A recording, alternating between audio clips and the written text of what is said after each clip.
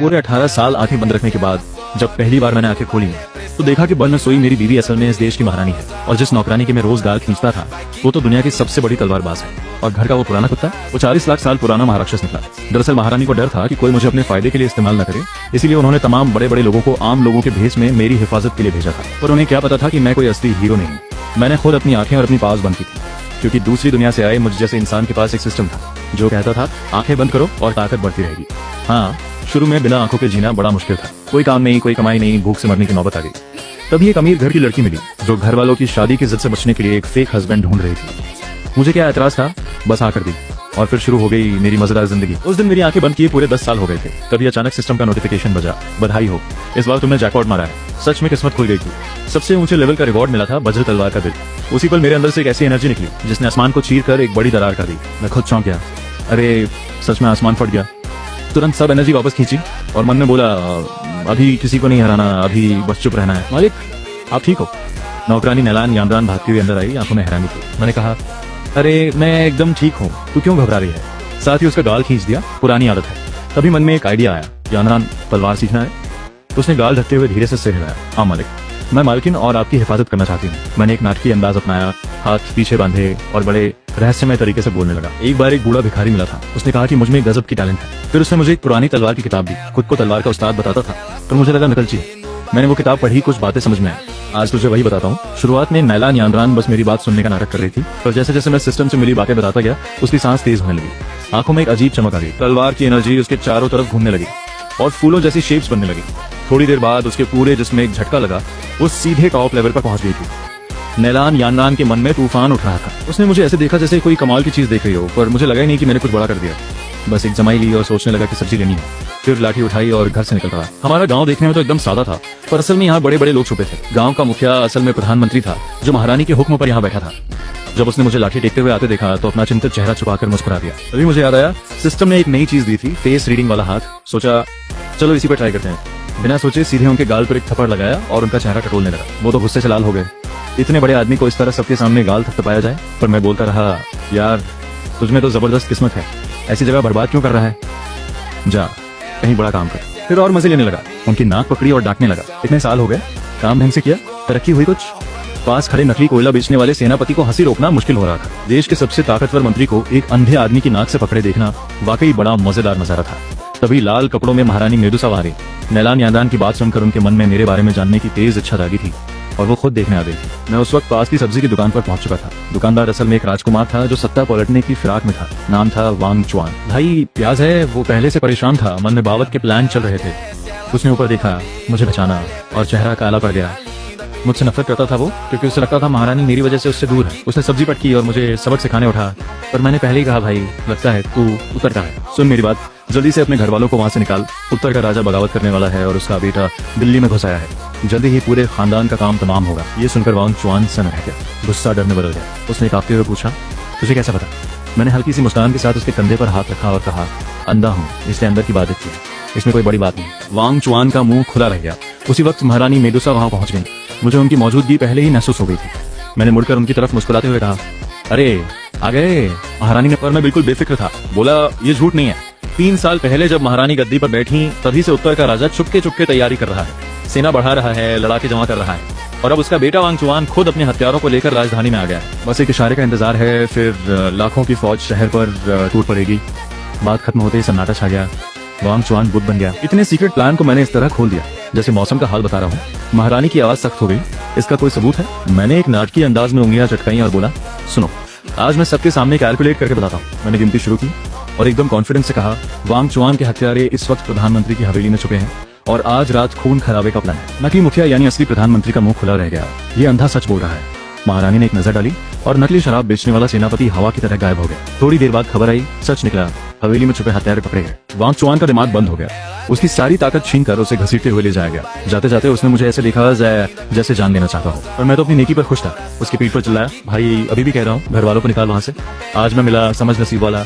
इस बात पे वांग चुआन को इतना गुस्सा आया कि उसने खून की उल्टी की और बेहोश हो गया। अगले दिन मैं आराम से लेटा था कि सिस्टम का नोटिफिकेशन आया, बधाई हो तुमने एक बड़े विलन को रोका, रिवॉर्ड मिल रहा है, एक दुर्लभ जड़ी बूटी और बढ़िया डॉग फूड। वो जड़ी बूटी महारानी की पुरानी बीमारी ठीक कर सकती थी। पर मैंने सोचा पहले अपनी बीवी का ख्याल रखो, वो तो बस एक आम इंसान है, इसे खाने से उसकी उम्र 100 साल बढ़ जाएगी। मैंने उसे कूटकर एक साधारण दिखने वाले दलिये में मिला दिया। जानू, अभी से याद करने लगे।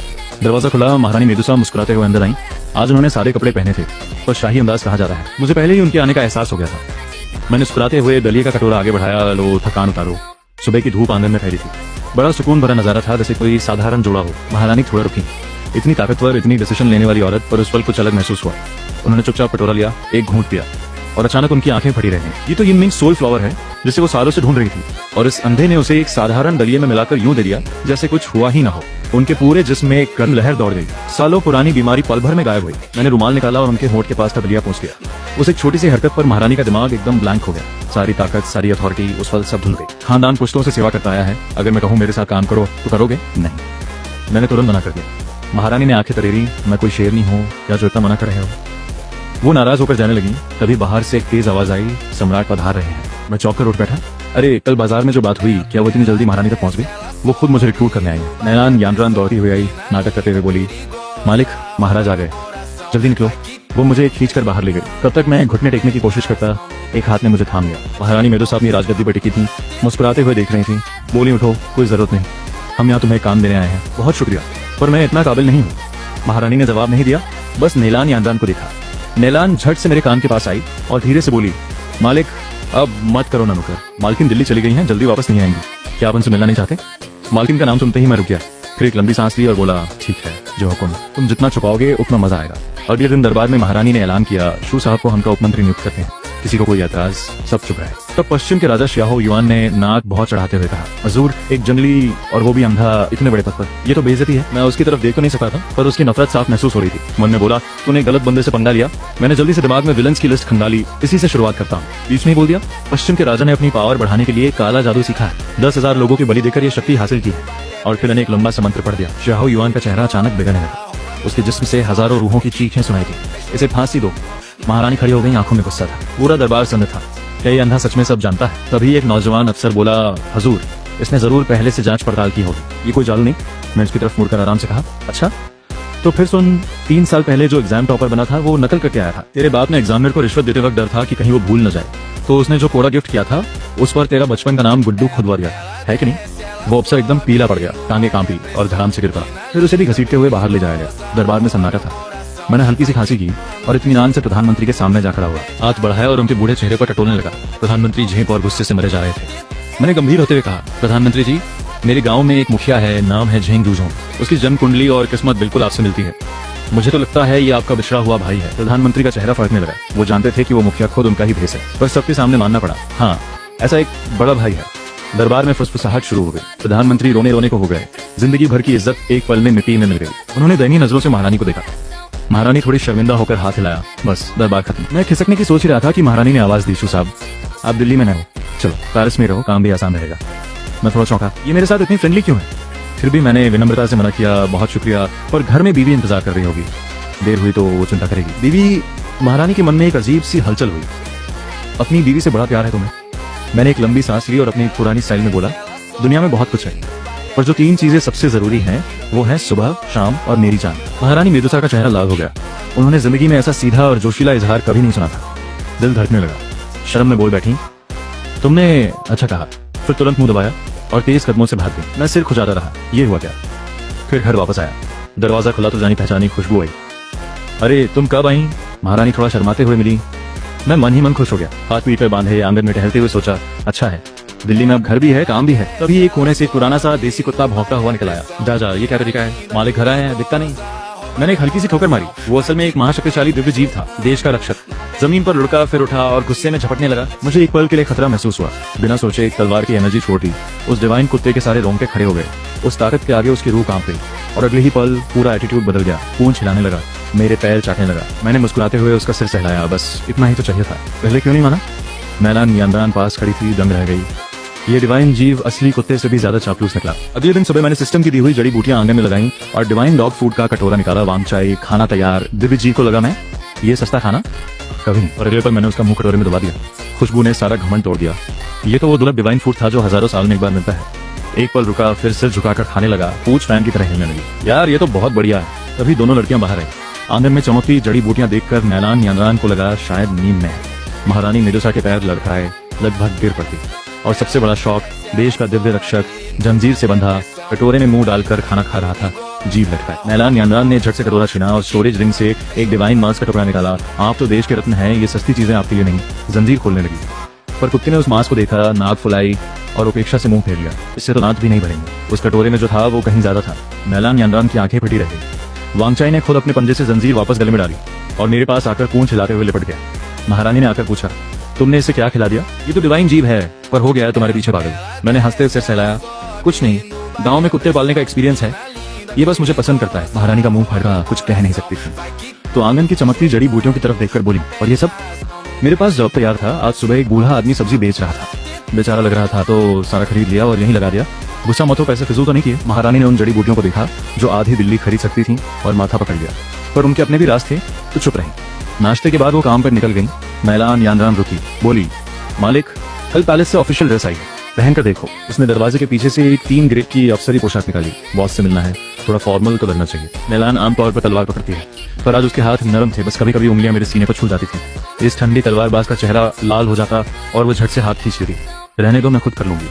पर आज वो अड़ी रही। चेहरा तवे जैसा गर्म था, हाथ कांप रहे थे, फिर भी पूरा 1 घंटा लगाकर कॉलर ठीक किया। फिर राहत की सांस ली, माथे पर पसीना था।